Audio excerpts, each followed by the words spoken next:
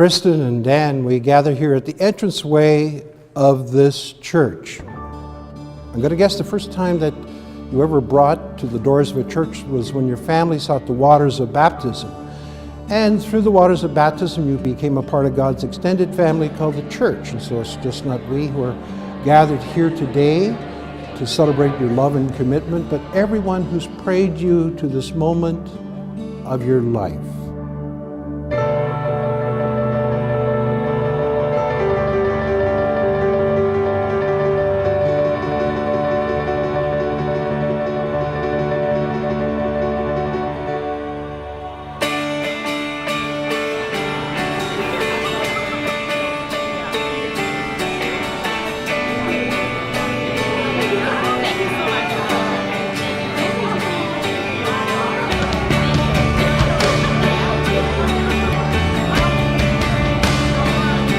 I feel like I'm proposing to you. Will you marry me? Yes.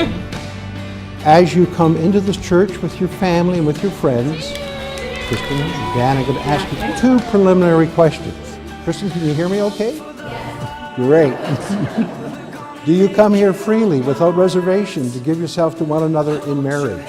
Yes.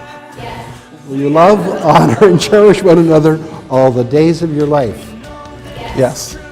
Great. It's with great joy that we welcome you here the day of your marriage. We're going to ask your family and friends to welcome you with joyful hearts. When I was little, Kristen was ridiculously motherly to me. She would dress up myself and our cat Ginger fairly often, and I was like her little doll. She would literally do anything for me. She would talk for me and act for me and go get me anything I wanted. I wonder if that still works. Kristen, I'm thirsty. She's very caring and responsible and probably the most unselfish person in the world. And she's accomplished so many great things, and I'm just so insanely proud of her.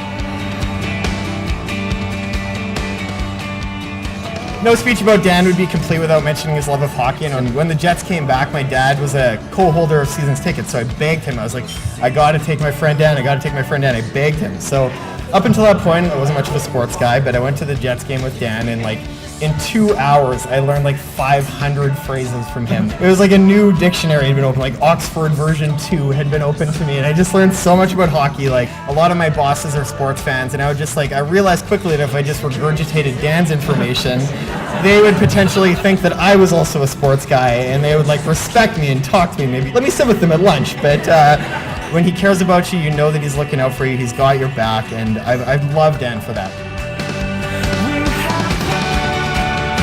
We've been anticipating this day for a long time, and actually today a momentary glance I had with Kristen before Darlene and I walked in down the aisle today is something I'll never forget. I've never seen Kristen so happy. I think back and when she's growing up, this shy little girl that was so scared. Kristen wanted no part of kindergarten.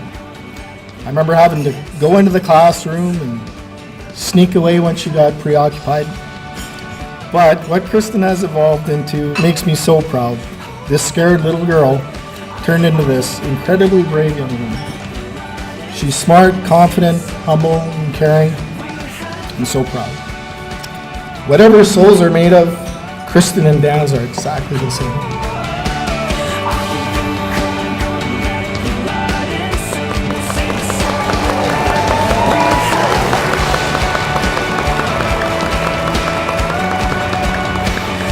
Dan, I have always wanted the best for you. I can honestly say you have made us so very proud. When I reflect back on all your accomplishments you have achieved despite all the many obstacles that came in your way, I see you as a man that never gives up on his pursuit of happiness, and this has led you to the perfect person for you.